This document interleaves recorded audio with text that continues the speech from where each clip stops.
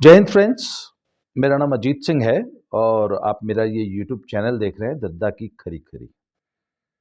प्रधानमंत्री मोदी जी ने तीनों कृषि कानून वापस ले लिए हैं, पर इसके बावजूद सो कॉल्ड किसानों ने दिल्ली बॉर्डर खाली करने से मना कर दिया और उन्होंने कहा कि जब तक एमएसपी को कानून नहीं बना दिया जाता, एमएसपी की कानूनी गारंटी नहीं दी जाती, तब तक हम ये आंदोलन खत्म नहीं करेंगे। ज़्यादा सभी लोग ये कहते हैं कि साहब एमएसपी की कानूनी गारंटी देना, एमएसपी को कानूनी जमा पहनाना या एमएसपी को कानून बनाना, ये प्रैक्टिकली पॉसिबल नहीं है, ये असंभव सी बात है। और यदि ऐसा हुआ तो देश की पूरी अर्थव्यवस्था चरमरा जाएगी, पूरा ढांचा चरमरा जाएगा और देश वेनेजुएला बन जाएगा। तो अब ये वेनेजुएला का जिक्र बार बार आता है, तो मैं ना आज अपनी वीडियो बनाने से पहले मैं 2-3 मिनट में ना वेनेजुएला का एक थोड़ा सा ब्रीफ मैं परिचय दे देना चाहता हूँ। बहुत से लोग शायद नहीं जानते होंगे कि ये बार बार वेनेजुएला का क्यों उदाहरण दिया जाता है। ये ना एक लैटिन अमेरिका का देश है और उत्तरी अमेरिका, दक्षिण अमेरिका, दो बड़े महाद्वीप है ना। तो ऊपर अमेरिका है, जो नीचे वाला है उसमें जो सबसे ऊपर वाला देश है वो वेनेजुएला है, और कोई छोटा मोटा देश नहीं, बहुत बड़ा देश है। आजकल ये देश इसलिए सुर्खियों में है कि यहां जबरदस्त भुखमरी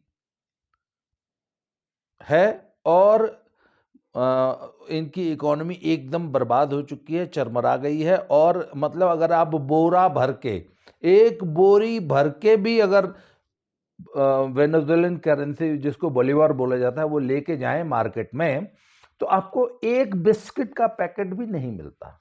पूरा देश भूखा मर रहा है। वहां की जो लड़कियां हैं वो वेश्यावृत्ति करके भोजन जुटाने का प्रयास कर रही हैं। लाखों लोग जो है अपना देश छोड़ के चले गए। तो साहब एक देश क्यों भूखा मर रहा है, ये सोचने वाली बात है। और देश भी कोई छोटा मोटा देश नहीं है। वेनेजुएला साहब इतना बड़ा है जितना हमारा ये नॉर्दर्न इंडिया है ना। पूरा नॉर्दर्न इंडिया मतलब क्या, जैसे पूरा हरियाणा, पंजाब, पूरा यूपी, बिहार, एमपी, ये सारा मिला दो, लगभग 9-9.5 लाख वर्ग किलोमीटर है ये। इसका एग्जैक्ट मैं आपको फिगर बताऊं तो वेनेजुएला जो है सब ये 9,16,000 स्क्वायर किलोमीटर्स। यूपी जो है आप समझ लीजिए कि 2,41,000, मतलब लगभग 4 यूपी मिला के एक वेनेजुएला है। अच्छा, वेनेजुएला की पॉपुलेशन क्या है, मतलब उस देश को कितने लोगों का पेट भरना है? मात्र 2,84,00,000। मतलब दिल्ली में जितने लोग रहते हैं ना उससे भी कम, 20 लाख उससे भी कम। दिल्ली की भी पॉपुलेशन आजकल 3 करोड़ से ज्यादा है। मतलब यूपी जैसे 4 स्टेट जितना बड़ा देश हो और सिर्फ दिल्ली को रोटी खिलानी हो, और वहां पे लोग एक रोटी के लिए तरस रहे हैं। एक ब्रेड, एक बिस्किट नहीं है देश में। अच्छा, ये हमेशा ये हालत नहीं थी साहब। बहुत मात्र कुछ साल पहले, 25-30 साल पहले विश्व के सबसे अमीर देशों में गिनती होती थी साहब। तो और दूसरी चीज सुन लो, विश्व का सबसे बड़ा कच्चे तेल का भंडार है वेनेजुएला में। जैसे सऊदी अरेबिया में है ना, रशिया में। और सऊदी अरेबिया सिर्फ अपने तेल के बल पे विश्व के सबसे रिच कंट्रीज में गिनती होती है ना। तो सऊदी अरेबिया से तो कई गुना ज्यादा कच्चा तेल, क्रूड ऑयल है, पर वहां के किसी पेट्रोल पंप पे 1 लीटर पेट्रोल नहीं मिलता। पर हमेशा से ऐसे हालात नहीं थे। बहुत रिच कंट्री था, बेहद रिच।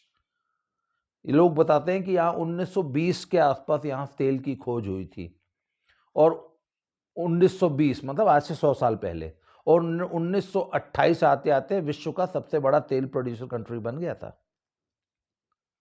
और 1980 90 तक ये दशा थी कि विश्व के सबसे अमीर देशों में वेनेजुएला की गिनती होती थी। फिर 1999 में वहां पे साहब एक सरकार आई और एक राष्ट्रपति बने साहब। उनका नाम था निकोलाई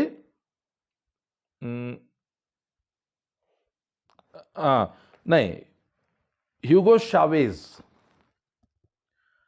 जब अटल जी की सरकार हमारे देश में थी तब शावेज की सरकार आई। तो इन्होंने गलती क्या की साहब, अपने देश में समाजवाद फैला दिया और जितनी भी प्राइवेट कंपनीज थी इन सब का सरकारीकरण कर दिया, नेशनलाइजेशन कर दिया और सबको नेशनलाइज करके एक कंपनी बना दी। उस कंपनी का नाम है साहब PDVSA और बहुत रिच कंपनी थी, अंधाधुंध पैसा बरस रहा था। तो अपने देश के और इस सारी जितनी भी प्राइवेट ऑयल निकालने वाली कंपनियां थी उन सब का अधिग्रहण कर लिया सरकार ने और एक कंपनी बना दी। एक ही सरकारी कंपनी रहेगी पूरे देश में और उस कंपनी को बोला कि इस देश में जितने लोग हैं सबको नौकरी पर रख लो, जो भी नौकरी करने लायक युवा हैं सबको फ्री में घर बना के दे दिए, सब मतलब सब कुछ फ्री बांटना शुरू कर दिया। संपन्न देश था, सिर्फ 2-2.5 करोड़ लोग रहते थे, ऐश करते थे, ऐशी करते थे, कोई काम धाम करता नहीं था। इतना बड़ा देश अपने लिए ब्रेड बनाने लायक गेहूं नहीं आज भी उगा पाता। क्यों? कभी उगाने की जरूरत ही नहीं समझी, इतना पैसा था बाहर से मंगाते थे। मतलब मुझे तो समझ में आता है कि यार वो 2.5 करोड़ लोग पिछले 10 साल से भूखे मर रहे हैं, अपनी उनकी बेटियां वेश्यावृत्ति कर रही हैं, अब गेहूं उगा लो भाई। उस देश की जो कोस्ट लाइन है ना, वहां समुद्र के किनारे का देश है, 2500 किलोमीटर लंबी कोस्ट लाइन है। यार मछली पकड़ के ही खा लो भाई, भूखे क्यों मर रहे हो। उनकी राजधानी है काराकास, दुनिया की सबसे असुरक्षित जगह मानी जाती है। वर्ल्ड में सबसे ज्यादा मर्डर, लूटपाट, बलात्कार, डकैती, हर चीज जो भी आप क्राइम इमेजिन कर सकते हो वो काराकास और पूरे वेनेजुएला में होता है। आज अगर किसी को मालूम चल जाए कि आपके घर में एक रोटी है तो वहां पे 1000-2000 आदमी आपका घर लूटने आ जाएंगे एक रोटी के लिए। तो सब ये इतना बड़ा देश, यूपी जैसे 4 स्टेट्स मिला के, अच्छा ये भी नहीं कि रेगिस्तान हो, फर्स्ट क्लास है, बेहतरीन कंट्री है साहब, क्या खूबसूरती है, क्या जबरदस्त जमीन है, नदियों का जाल बिछा हुआ है, पानी की कोई कमी नहीं है, शानदार उपजाऊ जमीन है और एक रोटी के लिए तरस रहे हैं लोग। क्यों? अंधाधुंध तेल का पैसा बरसता, सरकार ने कहा मुफ्त में खिलाओ, क्या जरूरत है अपने उगाने की। तो एग्रीकल्चर नाम की चीज नहीं है पूरे देश में, मैन्युफैक्चरिंग नाम की चीज नहीं है। देश काम ही एक करता था, कंपनी एक थी, वो तेल निकालती थी और चूंकि पूरे दुनिया में तेल के दाम बढ़े हुए थे, जो जबरदस्त दाम मिल रहे थे 90 के दशक में, 2000 वाले दशक में, तो पूरा देश अय्याशी कर रहा था, पूरी पब्लिक अय्याशी कर रही थी। गवर्नमेंट जो है पब्लिक को बैठा के खिला रही थी, मुफ्तखोरी के चल रही थी साहब स्कीमें। फिर साहब क्या हुआ कि तेल की कीमतें घटने लगी और ये जो उनका जो हनीमून था ना, ये अटल जी का 5 साल और याद है ना, उसके बाद मनमोहन सिंह का 10 साल रहा था। ठीक 2013 में वो जो शावेज था वो मर गया और उसके मरते ही तेल के दाम भी गिरने शुरू हो गए और जब तेल के दाम गिरने शुरू हो गए तो वेनेजुएला की पूरी इकोनॉमी ध्वस्त हो गई और तो कुछ पब्लिक को आता नहीं था। और इन्होंने क्या किया था कि वो जो अपनी जो कंपनी थी ना PDVSA, उसको बोल दिया था कि सबको नौकरी दे दो, सबको पेंशन दे दो, अंधाधुंध पैसे आ रहे हैं। तो साहब उन्होंने बोला साहब क्यों नौकरी देते, हमारे पास तो वैकेंसी नहीं, ये लोग काम क्या करेंगे। अरे बोला तुम बस इनको काम पे रख लो, PDVSA की शर्ट पहन के, और इनको तनख्वाह देते रहो। तो सब फिर वो कंपनी धीरे धीरे दिवालिया हो गई और उसके पास अपने जो जेन्युइन काम करने वाले कर्मचारी थे उनको देने के लिए ही पैसे नहीं बचे। और जैसा कि मैंने बताया, ना एग्रीकल्चर थी, ना कोई मैन्युफैक्चरिंग थी, ना कोई उद्योग धंधा था। यहाँ तक कि टूरिज्म जैसी इंडस्ट्री भी उस कंट्री ने अपने यहाँ कभी डेवलप नहीं की। और तब आज ये हालत है कि एक रोटी के लिए दंगा हो जाता है और देश में कानून व्यवस्था की नाम की चीज नहीं है, भूखों मर रहा है देश। मतलब इस वक्त विश्व का सबसे ज्यादा भूखमरी अगर कहीं है तो वेनेजुएला में है, और आज से सिर्फ 30 साल पहले विश्व के सर्वाधिक संपन्न देशों में गिनती होती थी। तो साहब, मुफ्तखोरी जिस देश में होती है ना, उसका हाल ऐसे ही वेनेजुएला जैसा होता है। हर चीज मुफ्त में दे दो, काम करने की जरूरत ही नहीं है, इम्प्रैक्टिकल योजनाएं बनाओ, कोई काम करने की जरूरत नहीं, आ रहा है पैसे दे दो देखी जाएगी। ये जो मुफ्तखोरी की प्रवृत्ति है, इसी तरह एक अच्छे खासे संपन्न राष्ट्र को, ऐसा राष्ट्र जिसके पास दुनिया भर की खनिज संपदा हो, दुनिया भर की एग्रीकल्चर का स्कोप हो, टूरिज्म का स्कोप हो, और दुनिया भर के मतलब सारे प्राकृतिक संसाधन उपलब्ध हों, बहुत बढ़िया मौसम हो, ये भी नहीं कि साइबेरिया जैसा हो जो कि रहने लायक नहीं है, बहुत बढ़िया मौसम है, ना गर्मी पड़ती ना सर्दी पड़ती, एकदम मॉडरेट क्लाइमेट है। इसके बावजूद इतना बड़ा देश दिवालिया हो सकता है और लोग भूखे मर सकते हैं। सब मुफ्तखोरी और इम्प्रैक्टिकल समाजवादी मुफ्तखोरी की योजनाएं देश में नहीं चलनी चाहिए, देश वेनेजुएला बन जाता है। अब हम आज ये बात क्यों कर रहे हैं साहब? तो हमारे साथ किसान, संयुक्त किसान मोर्चा कहता है कि हमको एमएसपी, मिनिमम सपोर्ट प्राइस की गारंटी दो, और जितने भी इकोनॉमी के विशेषज्ञ हैं और जितने भी कृषि विशेषज्ञ हैं, वो ये कहते हैं कि साहब एमएसपी की कानूनी गारंटी नहीं दी जा सकती। क्यों? उसका वो एक कारण गिनाते हैं कि देखिए, आज तक जो एमएसपी है ना, ये एक एडमिनिस्ट्रेटिव व्यवस्था है। देश ने ये व्यवस्था लागू हुई थी 60 के दशक में। आपको याद होगा जब वो इंडो पाक युद्ध हुआ था ना 1965 में, उससे पहले चाइना का युद्ध हुआ था। हम बहुत बुरी तरह, हमको पिटाई हुई थी हमारी चाइना में, और 30-32 हज़ार स्क्वायर किलोमीटर नेहरू जी के ज़माने में वो चाइना ने हमारा 32,000 किलोमीटर कब्जा कर लिया था। उसके बाद जब शास्त्री जी प्राइम मिनिस्टर बने थे तो उन्होंने जय जवान जय किसान का नारा दिया था। जय जवान इसलिए क्योंकि हम चाइना में पिट गए थे इंडो चाइना वार में, और जय किसान इसलिए कि देश भूखा मर रहा था और खाने के लिए अनाज नहीं था। तो चैरिटी के नाम पे अमेरिका से लाल रंग का एक बताते हैं कि गेहूं आता था, और शास्त्री जी ने आह्वान किया था कि भैया एक टाइम रोटी मत खाओ, तभी देश को हम एक टाइम खाना खिला पाएंगे, वो भी खैरात की गेहूं से। तब उन्होंने साहब जय जवान जय किसान का नारा दिया और देश में एग्रीकल्चर ग्रीन रेवोल्यूशन की शुरुआत हुई थी। और तब किसानों से, और चूंकि उस वक्त पंजाब एकमात्र ऐसा स्टेट था, संयुक्त उन वक्त संयुक्त पंजाब था, ये पंजाब हरियाणा हिमाचल सब एक था, कि यहाँ पे भाखड़ा डैम बन चुका था और नहरों का एक जाल बिछ चुका था। तो that was only state which could do very well in agriculture. तो वहाँ पे पंजाब के किसानों से कहा गया कि साहब आप गेहूँ उगाइए और हम उसको खरीदने की गारंटी लेते हैं। ये 1960 की व्यवस्था थी। खैर अब धीरे धीरे समय ने तरक्की की, और कभी हम जो फूड ग्रेन डेफिसिट कंट्री हुआ करते थे, वो धीरे धीरे हम फूड सरप्लस नेशन बन चुके हैं। आज हमारी ये दशा है कि देश में एक बफर स्टॉक रखा जाता है। बफर स्टॉक होता है कि लगभग यदि कोई क्रॉप फेल हो जाए, कोई प्रॉब्लम हो जाए देश में, या अचानक अकाल पड़ जाए, बहुत सालों तक अगर फसल की कमी हो जाए, तो 1-1.5 साल तक पूरे देश को हम रोटी खिला सकें, इसके लिए कुछ अनाज गवर्नमेंट्स स्टोर करके रखती है, उसको बफर स्टॉक कहा जाता है। तो वो जो बफर स्टॉक होना चाहिए वो 41 लाख टन अनाज होना चाहिए, गेहूं और चावल आमतौर पे रखा जाता है।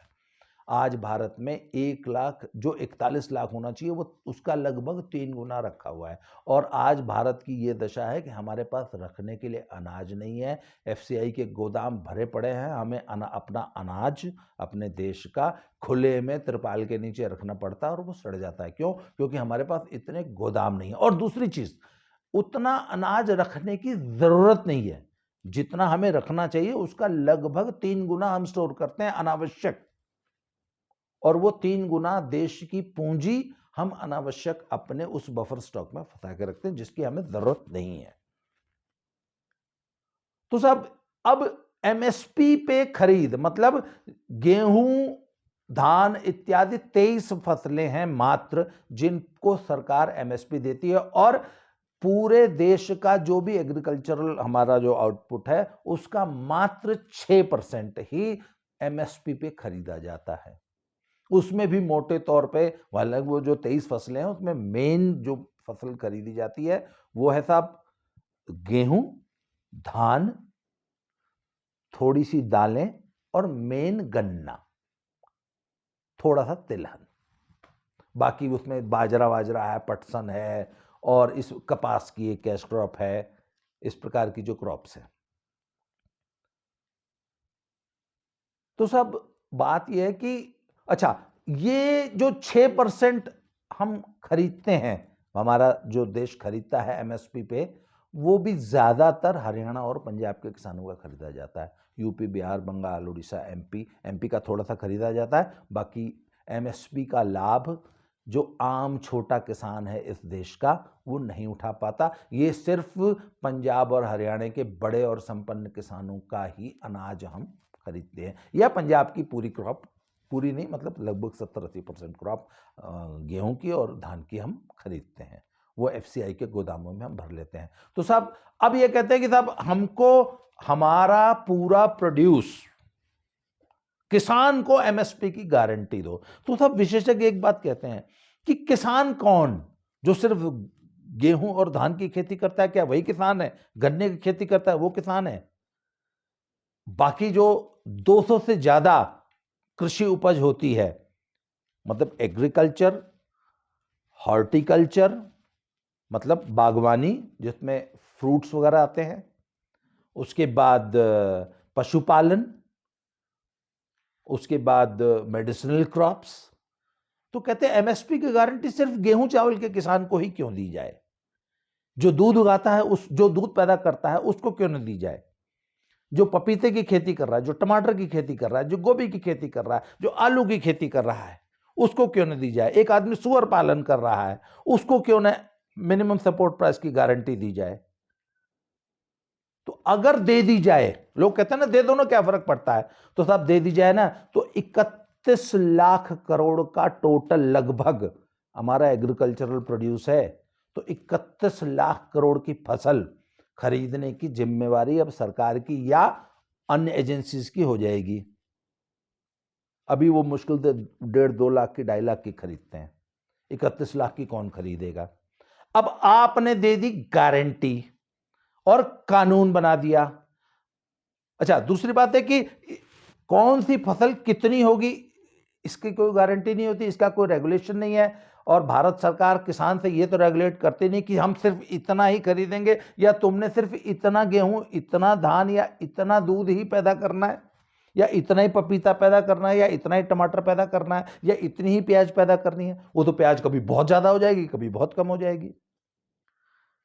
तो सब मार्केट में डिमांड और सप्लाई पे रेट निर्धारित होता है, और उसको आप आर्टिफिशियल तरीकों से कानून बना के डंडे के बल पे आप मार्केट के रेट को रेगुलेट नहीं कर सकते।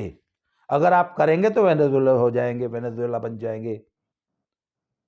जैसे कि कभी बहुत ज्यादा बम्पर क्रॉप हो जाती है, इतनी ज्यादा फसल हो जाती है कि लोग आलू खोदते तक नहीं है, गोभी की फसलें खेतों में पशुओं से चरवा के उन पर ट्रैक्टर चलाते मैंने देखा है किसानों को। गन्ने की खड़ी फसल जला देते हैं क्योंकि इतना ज्यादा गन्ना पैदा हो जाता है कि शुगर मिल्स में जगह ही नहीं होती।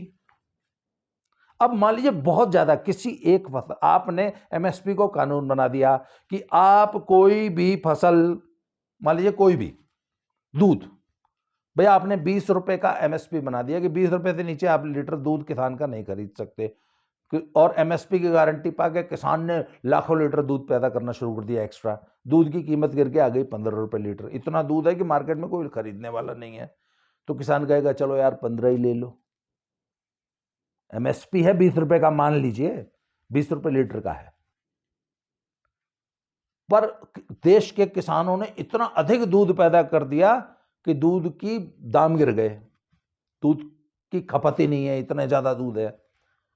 तो किसान कहेगा चलो भैया 15 रुपए मेरा लीटर खरीद लो, मेरा 12 रुपए लीटर खरीद लो, 1000 लीटर दूध का मैं किसान हूं, मैं 1000 लीटर दूध रोज पैदा कर रहा हूं, मेरा तुम 12 रुपए खरीद लो।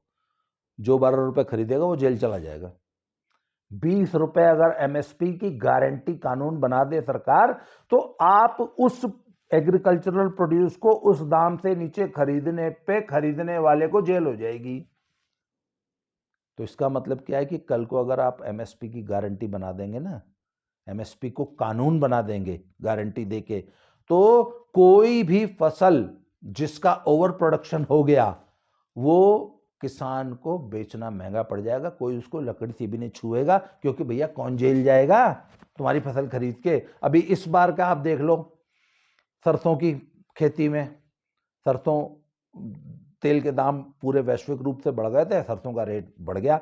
जो सरसों 40, 42, 4500 रुपए बिका करती थी वो सब 6500 बिकना शुरू हुई और 8000 रुपए, 8500 रुपए क्विंटल तक गई इस साल, और तेल बिक गया 200 रुपए लीटर।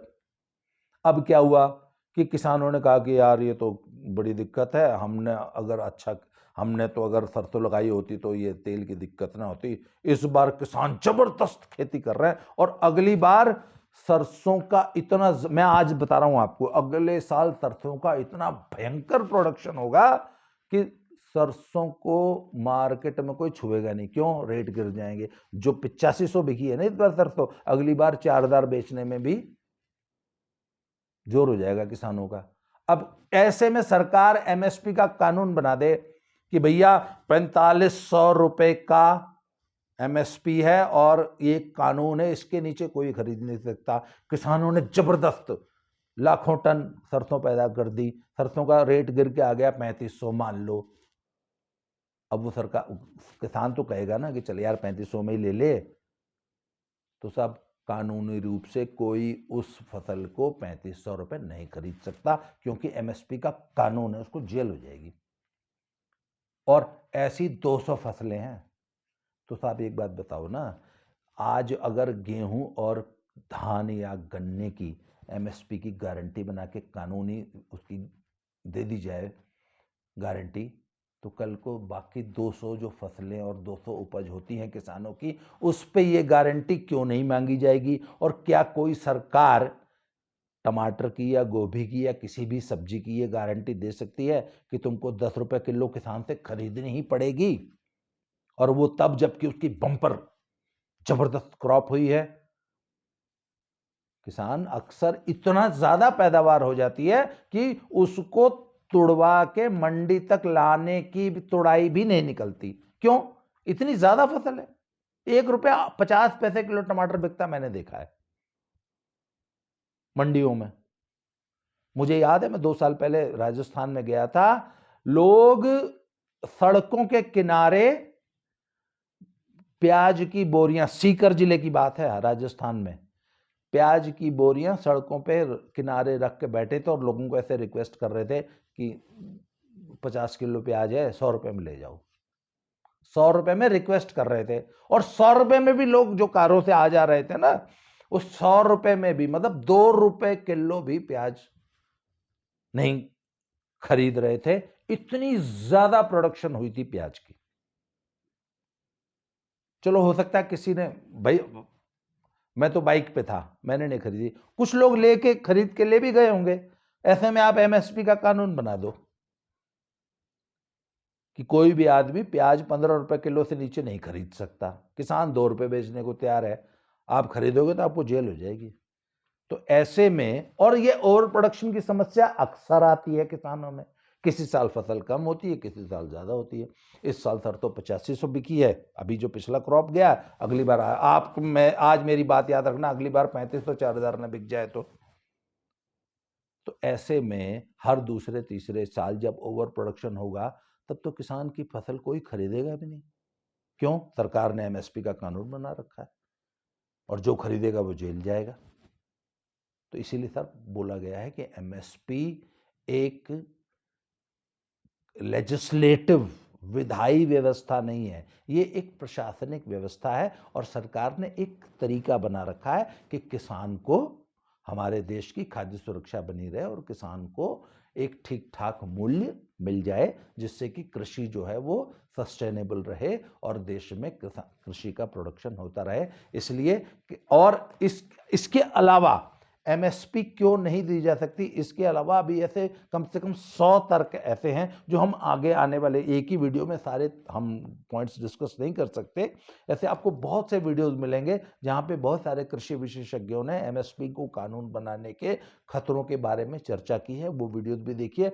और आपकी जो शंकाएं हैं, देखो गाली देना तो आप भाई ओपन है, चाहे जो जितनी गाली दे ले, पर जब आप तर्क की बात करेंगे ना, जब तर्क संगत बात करेंगे तो गाली गलौज से काम नहीं चलता है। आपके जो भी शंकाएं हैं या आपके क्या पॉइंट्स हैं, आपके क्या तर्क हैं, वो कमेंट बॉक्स में लिखिए। हम इस विषय पे आगे भी चर्चा करते रहेंगे और आपके जो कमेंट्स आएंगे, आपके जो सवाल आएंगे, उनके जवाब देने की कोशिश करेंगे। आज वीडियो लंबी हो गई, आज के लिए इतना ही। बहुत बहुत धन्यवाद। बहुत जल्दी अगली वीडियो में फिर से इसी विषय पे चर्चा करते हुए फिर से मिलेंगे। Thank you very much.